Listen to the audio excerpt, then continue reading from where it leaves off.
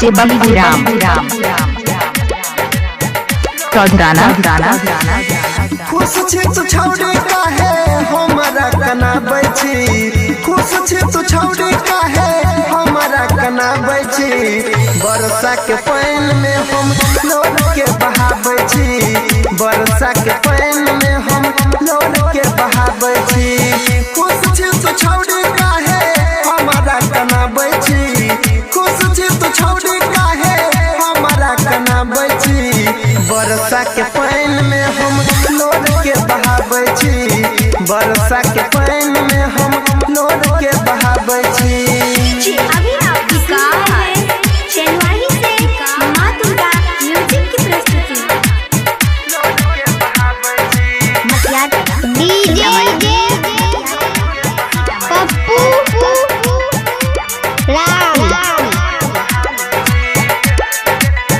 घर चौधराना। हम नहीं जनलिया हमरा भुलाई भी, दिल से हमरा तो खेल के जई भी। हम नहीं जनलिया हमरा भुलाई भी, दिल से हमरा तो खेल के जई भी।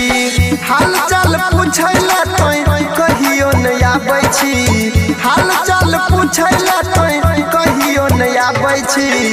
बरसा के पानी में हम लोड के बहाबै छी, बरसा के पानी में हम लोड के बहाबै छी। राम का कॉन्टैक्ट मोबाइल नंबर आज 8476970003।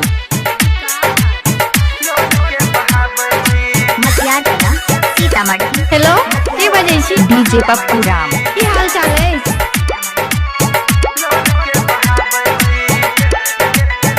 डीजे बलिराम प्यार के सुंदर सपना सजा के, यादव अनिल के गेल कना के। प्यार के सुंदर सपना सजा के, यादव अनिल के गेल कना के।